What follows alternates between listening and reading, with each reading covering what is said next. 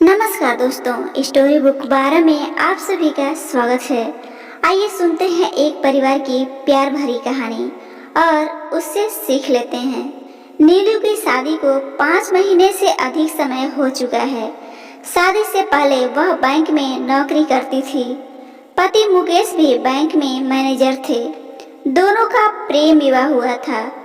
परिवार में दोनों की शादी पर किसी को आपत्ति नहीं थी। शादी से पहले ही नीलू ने कह दिया था कि वह नौकरी करती रहेगी, जिस पर मुकेश ने भी कोई आपत्ति नहीं उठाई और सास ससुर ने भी। शादी पर मुकेश और नीलू ने 10 दिन की छुट्टियां ली थी। उसके बाद दोनों ने ही बैंक जाना शुरू कर दिया था। सवेरे 9 बजे दोनों इकट्ठे ही घर से निकलते और शाम को लौटते वक्त 6 बज जाते थे। नीलू सवेरे 7 बजे उठती और रसोई में काम कर रही सास का थोड़ा बहुत हाथ बटाती तथा अपना व पति का टिफिन तैयार करती। फिर चाय नाश्ता करके दोनों निकल जाते। इससे अधिक काम वह नहीं कर पाती थी। शाम को लौटने के बाद भी रात के खाने के वक्त थोड़ी सी मदद कर देती। बाकी के सारे काम सास ही कर लेती थी।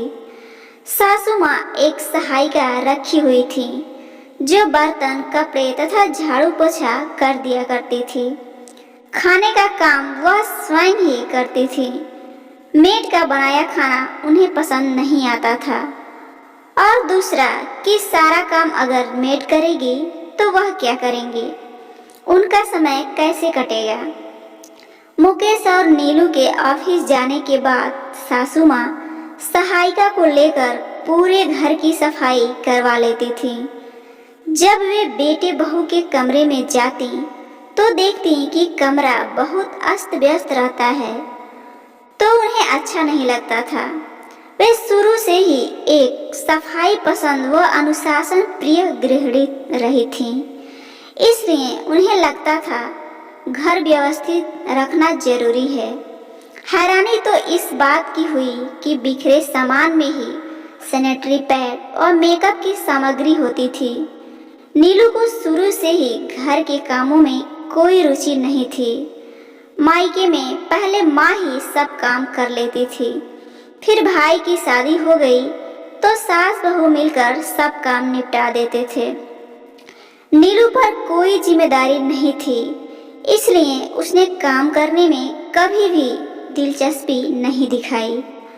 अब ससुराल में यह काम भी तो सास नहीं करेगी ना। सहायिका को कहकर थोड़ी सी सफाई जरूर करवा देती थी। सासू माँ अगले दिन भी देखती हैं तो कमरे की फिर से वही हालत होती है।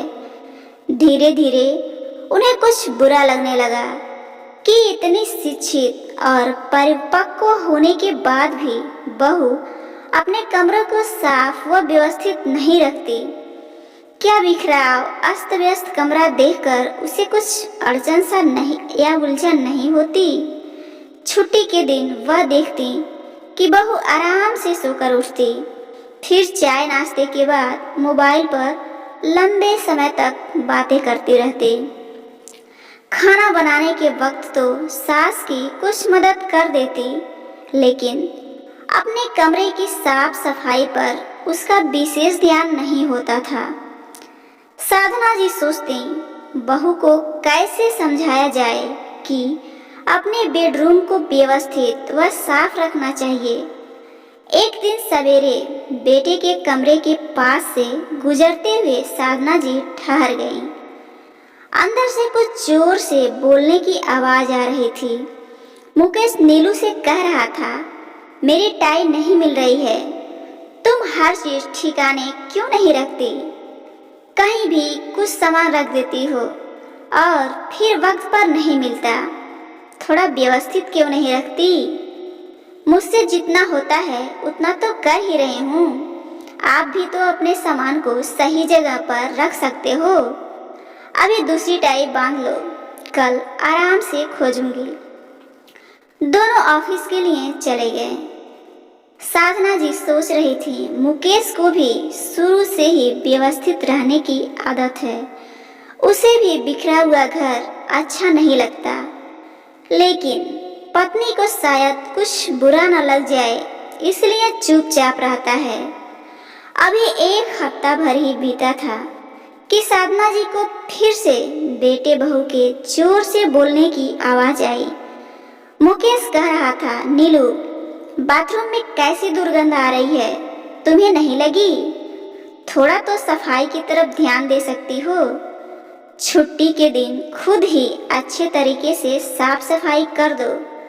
अब इतना काम तो कर ही सकती हो ना, सब कुछ मम्मी थोड़ी करेंगी। तो क्या अब मैं बाथरूम धोने बैठ जाऊं? मुझसे नहीं होते ऐसे काम, नीलू चिढ़कर बोली। साधना जी ने निश्चय कर लिया, अब तो नीलू को बोलना ही पड़ेगा। रात को जब वे खाना बना रही थी और नीलू मदद के लिए उनके पास आई, तो उन्होंने बड़े प्यार से उसे समझाते हुए कहा, बहू एक बात कहना चाहती हूँ, बुरा मत मानना। एक पति पत्नी की जिंदगी में उनका बेडरूम बहुत ही महत्वपूर्ण स्थान रखता है। उनके जीवन का एक बड़ा हिस्सा तो बेडरूम में बीतता है। वह स्थान जितना साफ सुथरा व व्यवस्थित होगा, उसमें उतनी ही सकारात्मक ऊर्जा होगी। अगर हर चीज निश्चित स्थान पर रखी जाए तो उसे ढूंढने में न तो समय व्यर्थ जाएगा और न ही चिकचिक होगी। जब समय पर कोई वस्तु नहीं मिलती तो कई बार नौबत झगड़े तक पहुंच जाती है।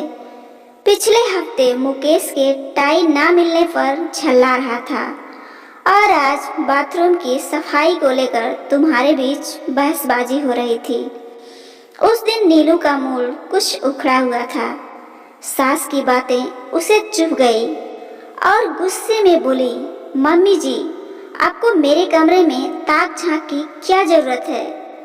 मुझे जैसा ठीक लगता है रखती हूँ, उसमें आपको क्यों आपत्ति है? मेरा कमरा है, मैं खुद देख लूंगी। साधना जी को अपनी बहू की यह बातें सुनकर बहुत दुख हुआ। उन्हें उम्मीद नहीं थी कि बहू इतनी बेरुखी से बोलेगी। इतने प्यार से समझाने के बाद भी उसे सास की बातों से मिर्ची लग गई। अब वे उसे कैसे समझाते? देखने में तो ये बातें छोटी लगती हैं, लेकिन ऐसी छोटी छोटी बातें आगे जाकर मनमुटाव और कलह का कारण बन जाती हैं। घर आखिर घर ही होता है और व्यवस्थित और साफ सुथरा तो अवश्य रहना चाहिए, जहाँ कोई भी वस्तु समय पर ही मिल जाए, इधर उधर ढूंढने में समय व्यर्थ ना हो। कमरा साफ सुथरा और व्यवस्थित हो तो वहाँ सकारात्मक ऊर्जा रहती है, जिससे संबंधों पर भी अच्छा असर पड़ता है। साधना जी मन मार कर चुप हो गईं और दूसरे दिन रविवार को चाय नाश्ते के बाद साधना जी ने देखा कि नीलू अपने पति के साथ मिलकर अपने कमरे की सफाई कर रही है। उन्हें थोड़ा आश्चर्य भी हुआ और उनके चेहरे पर मुस्कान भी फैल गई। चलो अकेली ना सही, पति के साथ मिलकर कम से कम अपने कमरे की सफाई तो कर रही है। जैसे ही उसने साधना जी को वहां से जाते देखा, उनके पास आई और बोली, मम्मी जी सॉरी, उस दिन मैंने आपके साथ कुछ बेरुखी से बात की।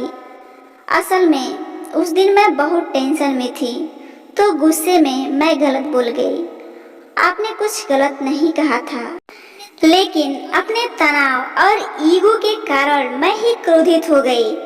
आगे से आपको कोई शिकायत नहीं मिलेगी।